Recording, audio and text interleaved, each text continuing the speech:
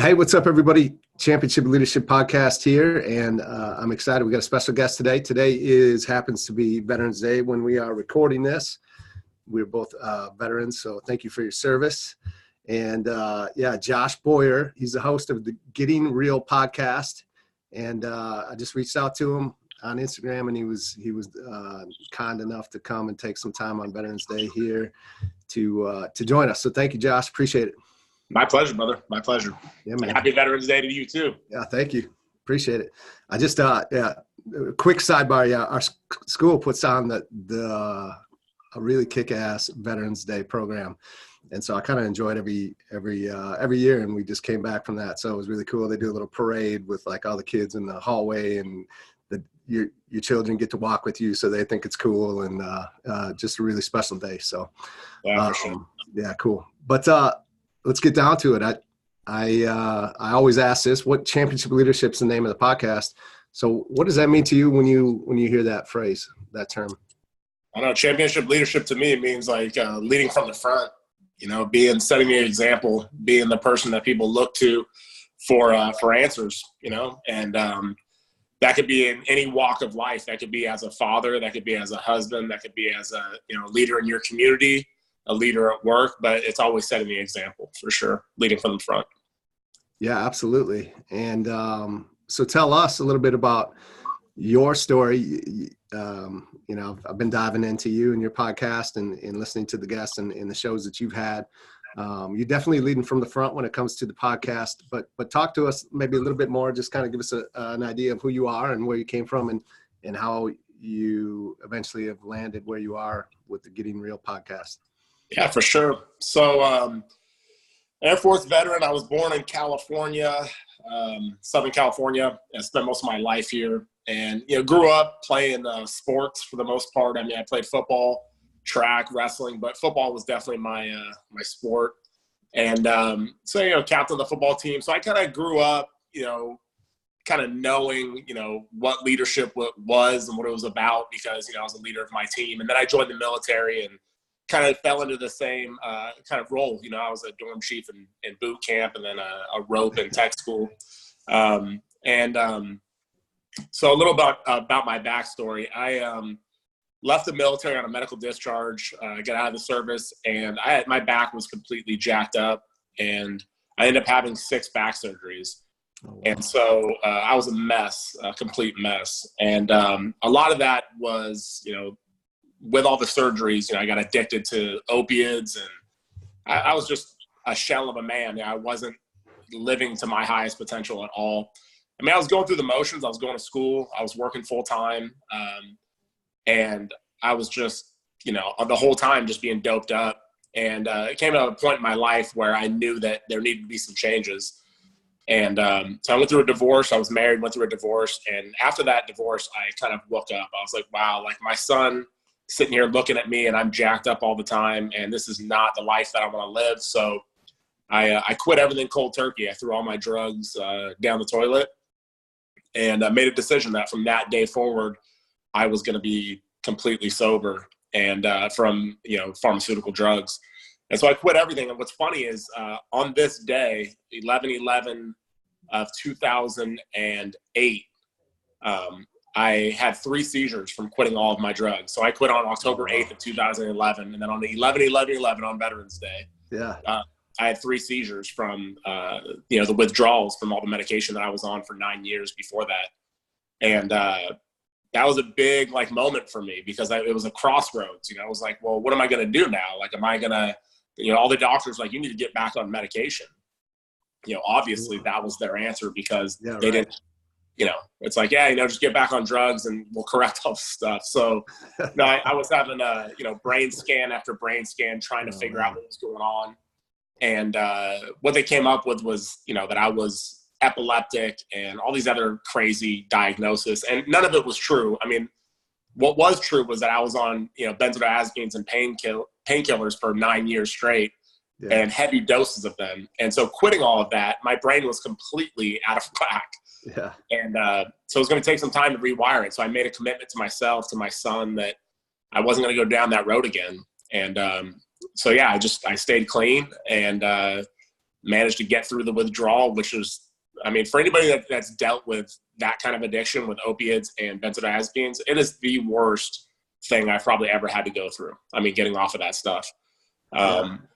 And so that's kind of when I had this last back surgery, which was about 2 years ago, I made a commitment to my family again and to myself that I would take the medication they gave me in the hospital. But when I left, that was it. I wasn't taking any medication. So it was a 12-hour operation. It was a major undertaking.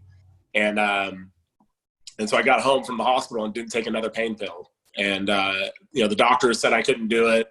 A lot of people in my circle were like, there's no way you can do this. Like, that's going to be they went through my stomach. They went through my back, 2 rods, 10 screws, 3 wedges. I mean, it was a major operation. But I wanted to prove to myself, and especially other veterans out there that were suffering, that you're capable of doing anything you set your mind to. If you really have a true, powerful intention and you believe in it and you believe in yourself hard enough, there's nothing you can't do. And so I did it. I did it without any drugs, and I'm here to tell the story. So that's how the podcast was initially born, actually.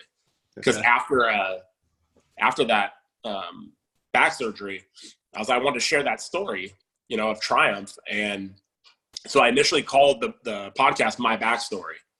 And it was kind of a play on words. And so it's like, it was me sharing my backstory, my literal backstory.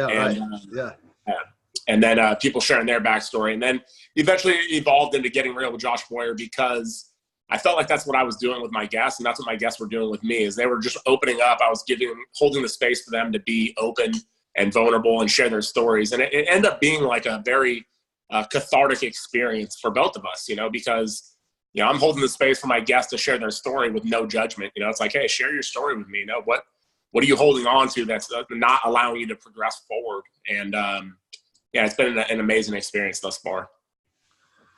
Yeah, it's an incredible story. So, how long have you been completely sober? Since October 8th of 2011. So, and I say October 8th, 2011, because that's when I quit everything. Obviously, when I had this last back surgery in the hospital, I was taking the medication that they were giving me. Yeah. But after that, when I left, I was like, nah, I'm not taking any medication. There's been moments, and I share this openly, that there's been moments since then that, my social anxiety and all these other things have peaked up to a point where I couldn't function. And I've taken an anti-anxiety pill if I couldn't manage to get through it. But I've never gone down the rabbit hole of taking it every day. It's been one of those things, like a handful of times, where I just had a complete freak out. And I want to be transparent about that, because there's a lot of people that are struggling with addiction. And I think a lot of the biggest issue, I think, for people is the shame associated with it, especially when you have a lapse and hey, I cannot manage my day. I can't be present for my family. And it's a matter of staying locked in your house all day, or taking an anti-anxiety pill for me to go out and do the things I needed to do for the day with my family. And so I made that choice and said, I'm strong enough to know that I'm not going to go, this is not going to throw me back into some crazy addiction. And I like to share that because I think there's people out there that are suffering that need to hear that, I'm human and I'm not, and we all are. And it's like, we're trying our best to put our best foot forward and be the best we can. And sometimes, you're going to, have to, do what you got to do to get by, Yeah. So in that moment, when you made that decision, I know you mentioned because of your son, but was that it? Was there a lot of people, it's like, it really takes this massive rock bottom moment for a lot of people to be like, all right, finally, I don't want to go any further. I don't even know if I can go any further. Something needs to change. Or was it simply just, and I'm not discrediting, I totally get it with your son. I could, because I've been there, not to, to a different level and in different situations inside of my life where I just man, I don't want to be that for my family. I want to be something different. For sure. I think for me, it wasn't I wouldn't say it was a rock bottom, where I had hit the bottom. Maybe it was the bottom for me. Right.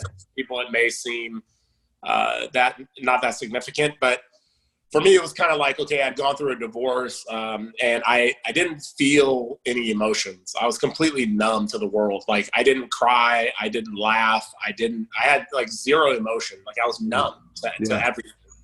And for me, I knew that I had the wherewithal to know that like that it wasn't okay. Like, there was something not right with that. And some people, when you're lost in that addiction, like, you don't even have the thought process to really even think about it, to be like, wow, like, I'm really numb to the world. Like, what's going on? Yeah, right. Thankfully, I had that ability to really ask myself, like, man, like, is this normal? You know? Yeah. And the other thing, too, is I had a really good buddy of mine who had gone through a divorce himself. And one of the things he told me was, like, you need to, like, get off all of these drugs because you should feel every emotion. And when you're taking all these drugs, like, you're not going to feel anything. He's like, you should feel all these emotions because this way will prevent you from going down this road again. And so that was part of it. The other part of it was I was hanging out with a couple buddies who they knew how serious my problem was. And they were like, you need to like get clean, maybe think about like just getting off all these drugs.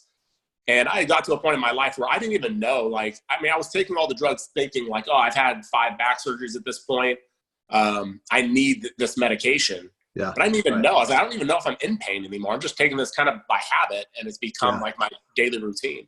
So I started questioning, like, oh, am I even in pain anymore? Like, do I need this stuff?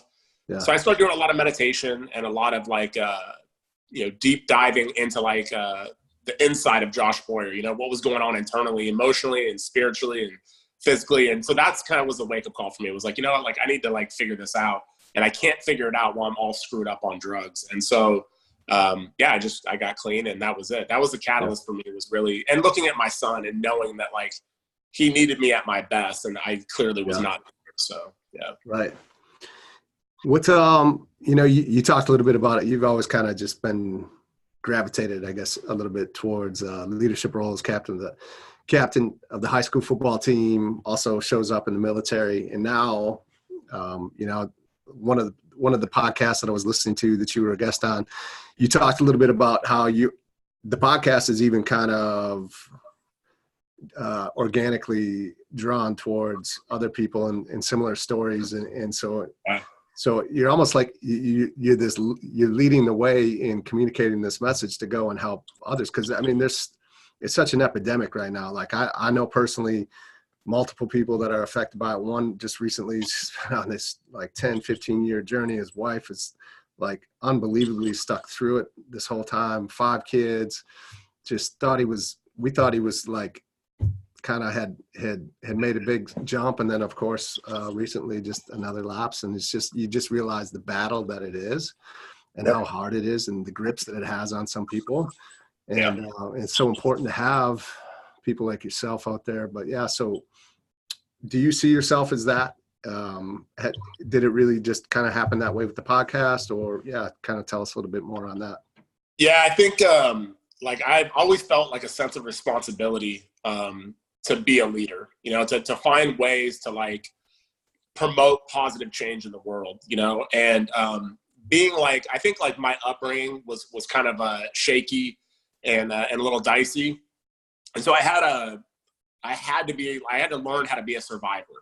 And I went through a lot of things like as a young kid that really like helped me like establish like a strong sense of willpower and grit.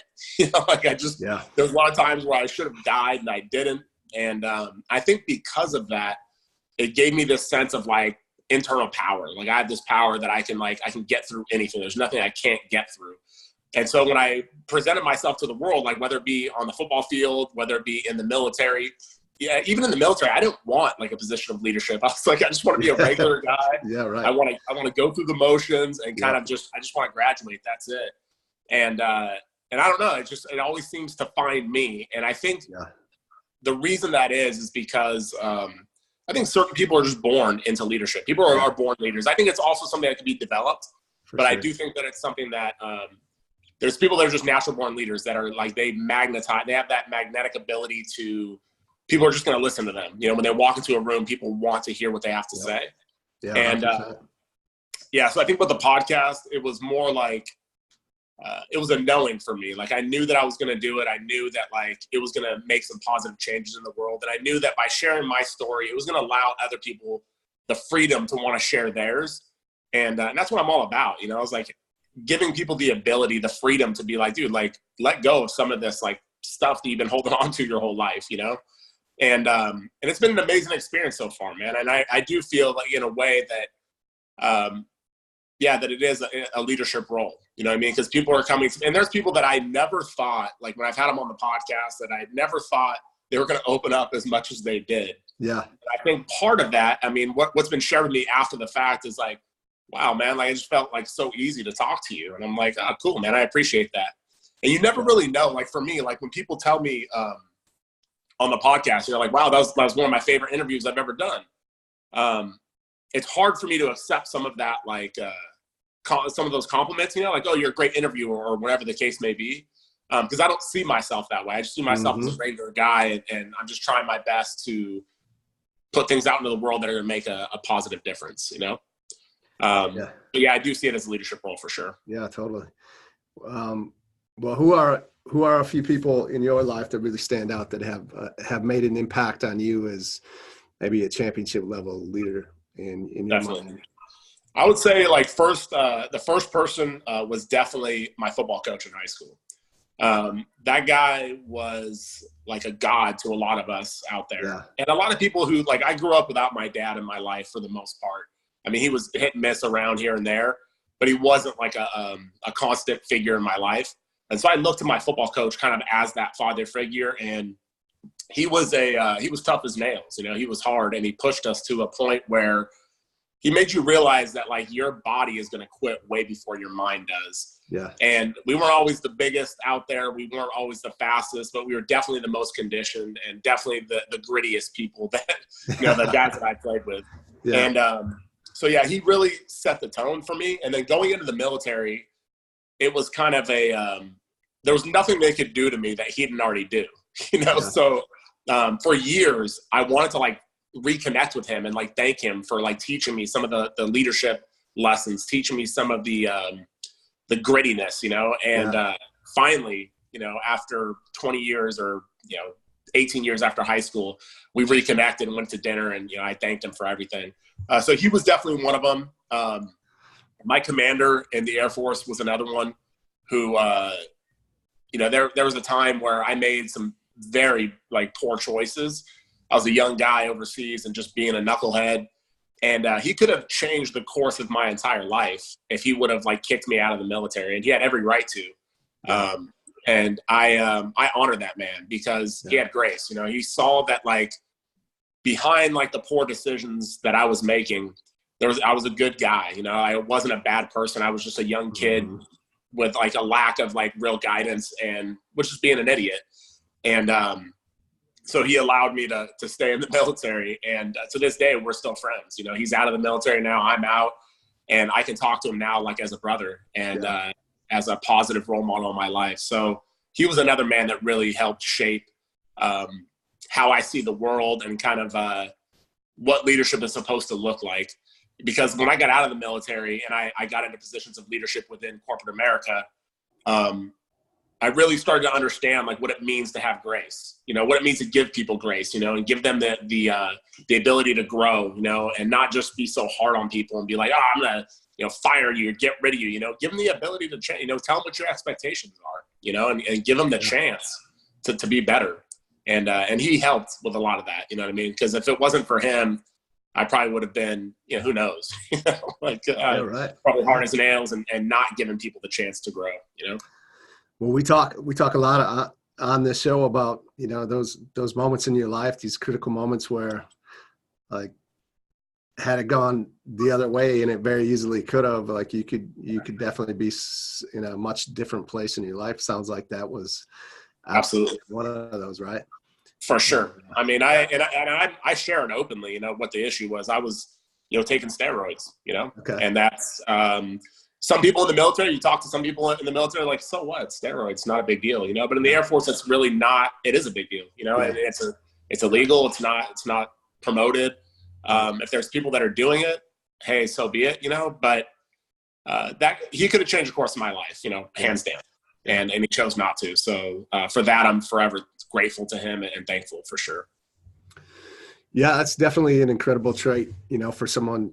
We all need those people in our life. Not everybody is blessed to have some of those in your life where, like you said it, we all make knucklehead mistakes. We all make poor decisions that we wish we could have back, whether it's inexperience, lack of guidance. My father wasn't around either. Luckily enough, I had a stepfather that was there as my father for the majority of my life. But, those opportunities for someone to see through that, to be able to see outside of just what's right in front of them, what you did, and then to who the person actually is and what they're truly capable of. Extremely important. There was somebody that shared with me, they were on my podcast, Clark Impastato. He was an ex-Navy SEAL. And one of the things he shared with me that it was profound, and I was like, wow, it's so true, is the fact that our destiny is largely shaped by our leadership. If you have people in positions of leadership, they could change the course of your life. You know what I mean? And so totally. If you have an amazing leader that you report to or whatever, he's largely responsible for where your life is going to go, what course your life is going to take. And so, I think that's important. So for me, like when I was in positions of leadership, I tried to understand that and remember that, that I'm kind of like responsible for how these people's lives are going to turn out, and in some extent, and I think that I've had people that are leaders that are terrible, that maybe our energies don't align and we just don't like each other, and they'll do anything in their power to like make your life miserable. And that's just a shitty position to be in, So I try and remember that. And if I ever do get back into corporate America or, have my own company, I will always remember the fact that like, it's a big responsibility to be in that position, leadership. So. Yeah, huge responsibility, right? Especially when you can recognize that and know that. And then the flip side is just what you talked about. Like some people know that they have this and they look at it as more of a power and put it to use in the wrong way. Yeah, definitely. Talk a little bit, championship leaders, they have great vision and they're always looking ahead a little bit. And typically their vision is a little bit different than everyone else's. And they're willing to make some decisions and take some different paths that many others aren't. And I look to you in your podcast, like you decided you do all yours in person. Is that correct? That is, yeah. So how did that come about? Like, what's that like? I think that's amazing. I think it'd be awesome to have the ability to go and do that and just be like, there's nothing like being face to face with, this is great, but like to be in the same room and like to spend some time and be in person and connect that way through a podcast is just so much more powerful. So talk about that process and how you came about to do that. So when, after that last back surgery and I decided that I was like, I need to do something, so I went through the whole like disability stuff, I had to go through, apply for Social Security. And I thought there's no way that they're going to approve me because of my age, there's no way.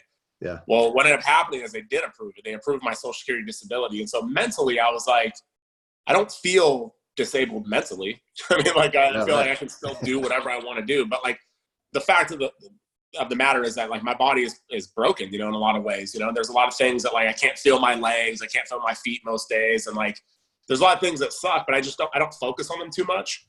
Yeah. But I told my wife, like when they approved it, I was like, I can't just sit here. I can't just sit around and do nothing. Like I need to do something. And, that's kind of how the podcast was born. So, I started the podcast and I wanted to do it differently than, some other people are doing out there. And like, I was like, I think podcasts are amazing and they're a way to like get a message out across so many different walks of life. I mean, there's so many people that are listening to podcasts all over the world. So I was like, well, how can I do it like a little differently? And I was like, you know what?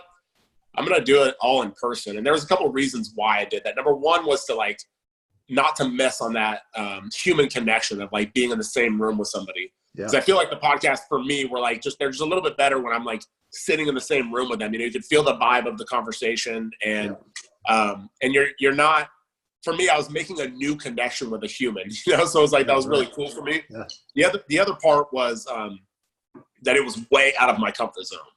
Like I don't like flying. It's not particularly my favorite thing to do.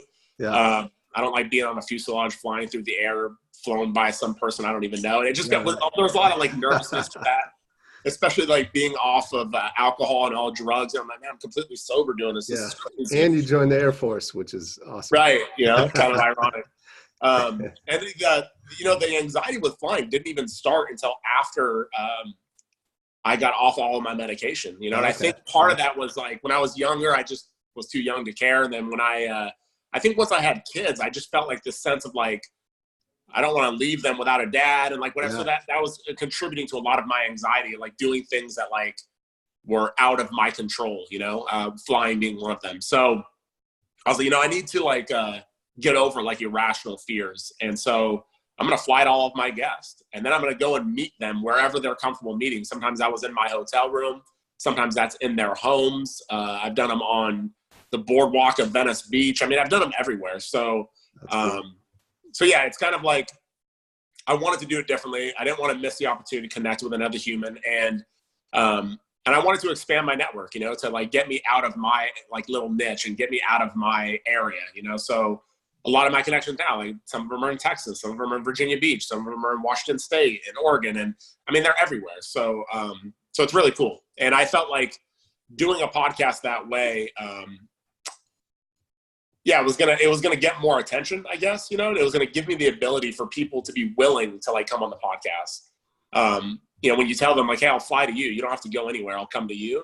Yeah. That kind of opened the door for me in a way. And it was a huge investment. And that's the other thing I just shared recently was that it put me in a financial hole, you know, because it was like, I was putting all this money out to fly to people and to get hotels and cars and whatnot. And I wanted to be transparent about it because like there was a lot of people that were seeing me do it and be like, dude, how are you doing that? Yeah. Well, it's an investment. Like I'm paying out of my own pocket to go and do this. Like no one's paying for it. I'm not like some trust fund baby. You know what I mean? But, So I share that openly because I don't want to give people like a false picture, you know, like, cause you see that a lot on social media where like you see people living this life and you're like, oh, wow, like, look at this person living so lavishly. And then you meet them in person. It's like it's a complete contrast to what's the actual truth. Yeah. And so the other day I put a video out about that. Like, you know, I want to be transparent and share with you guys. Like, it's been a huge investment for me. So moving forward, I'm not going to be traveling to my guests anymore via plane. So like if they're in LA or San Diego, Vegas, Arizona, I'll drive to them, but no more flying just until I figure out a new source of revenue and income. It just doesn't make financial sense for me to continue to do that. So. Yeah, no, absolutely. And thanks for sharing that. You know, same question. I'm like, man, how's this dude doing this? And that's awesome. You know, cause I've been doing the podcast myself and I love it. I love just all the same reasons that you know, I just get to have some great conversations, some great people, get to connect and network expands. And I would love to be able to figure this thing out. But for those listening sometimes, it's like, it's not an income generator in the beginning, that's for sure. So you got to be in it for the long haul. You know, and that's the other thing that a lot of people get this like burst of inspiration, you know, like, oh, wow, I want to do a podcast because, you know, I heard this podcast or I see these people doing podcasts. They can do it. I can do it. It's like, that's totally true. You totally can. Yeah. And I think where a lot of people the trap people fall into is that they don't realize the work that goes into it. I mean, there's the connecting with people. First, there's buying the equipment. You know, you got to know what equipment to use to be able to do the podcast, whether that be a computer doing it via Zoom or whether that be microphones and recorders if you're doing it in person. I mean, there's an investment no matter what, you know, no matter how you're doing it, there's an investment of your time, there's an investment of your money. And then the editing of it, you know, how are you going to edit your podcast? And then the consistency of it. A lot of people get this burst of inspiration, but then it's like, that's fleeting. That goes away. Inspiration doesn't last forever. You know, drive does, but inspiration doesn't. So you got to know if you're going to do a podcast, and this is where I caution everyone is like, if you're going to do it, understand that like, it's highly unlikely that you'll be making money off of your podcast in the first year to 3 years. Yeah. You know? So you got to be there for the long game, you know? Yep. Yeah. Which, I mean, that just goes right into just about anything in life, right? I mean, you can't, you know, expect to start anything and see the fruits right away. I mean, it takes consistency and commitment and discipline and just no quit attitude. So Definitely. what let's getting ready to wrap this up. What's one or two things that you could leave with the listeners that they could really take and just implement into their life to help move them forward? Pieces of advice. Piece of advice is to realize, number one, that like you're capable of anything you want to do. I think a lot of people, we suffer, I mean, myself included, and I'm sharing, like a lot of times the advice I'm giving is advice I need to hear the most myself. Yeah, right. So a lot of it is to just get over the fear of judgment. You know, people that there's going to be so many people out there. For example, I posted the other day about the fact that I don't take pharmaceutical drugs, and I do my best to even avoid over-the-counter medications. And so I find like holistic medications that work, or things that have been working for indigenous cultures for thousands of years. And so I shared one of the plant medicines that I use. It's not psychoactive. It's a tobacco-based, medicine that's been used for thousands of years, right? So I posted it the other day, and I had somebody that's been following me for years say like, oh, you're losing your original followers because you're not staying in alignment of this pro-military, very, aggressive type of like mindset. Like mindset's everything. Don't be a pussy. And I've changed a lot of that. And that's part of growth, as you go through life. Hopefully you're evolving as a human, and you're staying open to learning new things. You're staying open to like new information. So that would be like my first piece of advice to people is like, stay open to learn new things. Don't be so rigid and closed off. And when you do learn new things, it's okay to put it out there. There's going to be people that are going to hate on you no matter what you do. The more successful that you are, the more hate you're going to get. Yeah. There's a lot of jealousy. There's a lot of like people that you're going to find the people that hate on you the most are always going to be the people doing less than you. Yeah, right. There's not going to be people doing more than you. They don't have time for that. They don't have time for that shit. So right. that would be the biggest piece of advice is like, go after it.